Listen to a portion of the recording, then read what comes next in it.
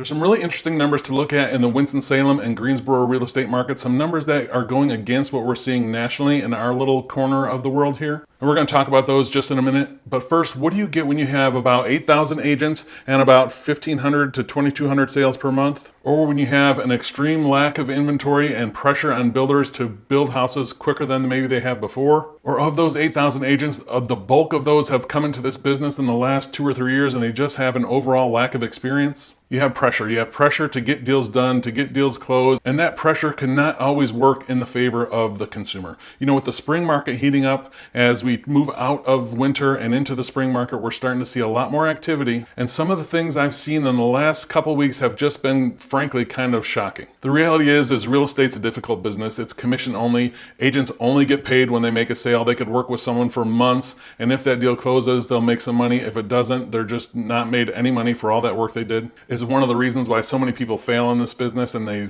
try it out for a year or two and then they find themselves doing something else. And with 49% of agents making 0 or 1 sale last year and they're part-time, and with the average agent making 5 or 6 sales a year, that puts a lot of pressure. And when the market heats up with low inventory and higher demand, there's pressure to do some things that maybe you should not be doing. I'm fortunate enough to sell between 30 and 40 homes a year and been in the business 10 plus years. I'm in the top 3% of all agents in our entire MLS, and I don't say any of that stuff to brag. 1, I'm applying for a job, but 2, I'm just trying to highlight a little bit of my experience and expertise in these matters. But sellers, if you want to find someone to tell you your house is worth $50,000 more than it is, just so they can get their sign in the yard and hopefully get you to reduce the price over time, I'm sure they're out there. And buyers, if you want to find someone that's going to tell you that a 30-plus-year-old roof or a cracked foundation is, oh, it's no big deal when they're using certain types of financing, I'm sure you can find that too. It's been really crazy, the stories I've heard over the last, like I said, 2 or 3 weeks as the market's heated up. You know, I was working with a client that we were looking at some new construction homes. This builder had in their contract that they can charge an additional $50,000 lot premium at any time between the start of the foundation and the pre-drywall inspection. I mean, I heard of that happening more during the pandemic when things were really crazy, but that's just ludicrous. I advise that client to just let's keep looking. Let's find a different builder that doesn't have those wacky clauses in their contract, or another builder that refused to put any warranty information in writing, even though they said they were offering one. Now, this was a smaller builder, kind of a mom and pop onesie twosie type builder, but still, on a new construction home, a 1-year warranty is really standard. Usually we would use a new construction contract where those things are spelled out in a little bit more detail. They did not want us to use that contract. They wanted us to use the standard North Carolina real estate contract. And even on that one, we can check where a 1-year warranty will be provided by the seller. They didn't want us to check that box. They refused to do that, and they just give us a call. We'll take care of it.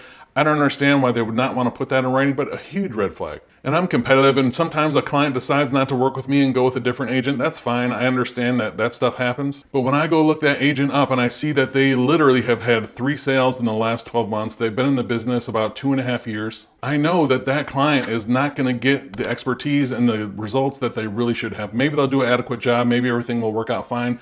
But I can't tell you the number of times when that's happened. But I've seen it time and time again where someone will just tell someone what they want to hear just so they can try to get the business. And it does not end up working out well for the consumer. And I'm not trying to paint all agents with a bad brush. Far from it. They're some of the sharpest, most savvy business people that I've met, some of these agents.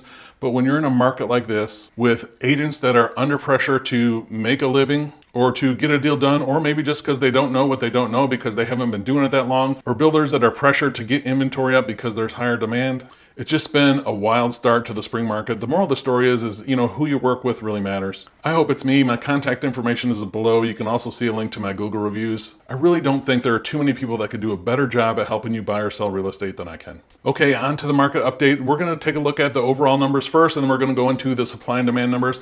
We'll see what's going on as we come out of winter and as we get in really to the first part of the spring market. First is the total number of sales, and this one is important. Total sales last month were up to 1,401. Where if you watch the last few market updates you saw, obviously total sales were down. For 2023, they were down. So for total sales to increase last month, not only did they increase year over year, but they also were slightly up over pre-pandemic levels as well. I was pretty surprised to see that total sales numbers was that high, and it was up. And again, it was just a little bit, but it was up slightly over last year and up over pre-pandemic levels. When we see pricing like this and rates like this, it was very interesting to see that the total number of sales last month came in a little bit higher. Also interesting with that, the median sales price stayed flat versus last month, but it is still near all-time highs. So overall numbers point to still higher demand in the marketplace, even with higher rates and higher prices. But let's take a look at the actual supply numbers now and see what we can gain from that. Total homes for sale, we saw a small uptick to 3,575. And this one is a 10-year chart. So because I want you to see where we're at now is even though, that was a small uptick, which is definitely a good thing. We need more supply. But if you take a look at where we are versus kind of the last 10 years, you see we're still in a really low inventory situation overall. But anytime we see inventory moving up, I think that's a good thing. Moving on to the month supply. This came in about 2.2, and remember 6 months is considered a balanced market. Around 4 months supply of inventory is where we start to see some meaningful price reductions. So really, we're kind of in this range of like 2 or right over 2, a little bit less than 2. I mean, this is still extremely favorable to sellers overall. And finally, on the supply side, let's look at the number of new listings. This was up slightly again, just came in just under 2,000. So first, to mention, if we had about 1,400 sales last month and about 2,000 new listings. Now, these new listings are coming from a couple different places. The first one to talk about is the new construction. Remember we said new construction is representing about almost double the sales that it typically does in this market. So we're seeing a lot more new construction come onto the market. That's a chunk of these new listings. But overall, it's good to see this amount of new listings because that is almost the same amount as pre-pandemic levels in 2019 this time of year. So that's a great sign of the market coming into a little bit more balance. People are starting to sell and the market's starting to move a little bit more. All right, now let's move on to the demand numbers. And the first one we're going to see is the percent of list price. So this is another 10-year chart. You see last month we came in at 99.3. And basically what you're seeing right now with that dip and now kind of this upswing, we're basically mirroring almost exactly, if you look just to the left of that, of what happened in 2023, right? This small dip through the winter months, and then if this holds true, we should be back up to right around 100% on next month's market update, or at least moving back up to that direction if things stay the same, which it kind of is looking like it is. This one is interesting. The median days on market actually went up to 23 days. Still not a long time, but this is slightly up from last year. And if we think about it, this makes sense. Conditions for buyers right now are still really tough, seeing high prices and higher rates. And while homes are still moving, we see the percent to list price, the days on market, it's still not a long time, but it's important to know with this, with that ticking up, is that buyers are being more choosy. Gone other times, where any old house is going to sell no matter what. With conditions being tougher for buyers right now, they're being much more choosy. And that is also reflected in the number of showings per listing. That number came in at 6.4. So that's up slightly, but still 6.4 showings. There's not a lot of activity on listings. So if you have a home listed and you're just not getting any showings, that should be taken as a big red flag. Either something's going on with the marketing, with the price, with the condition, but it should be taken as a big red flag because, like we said,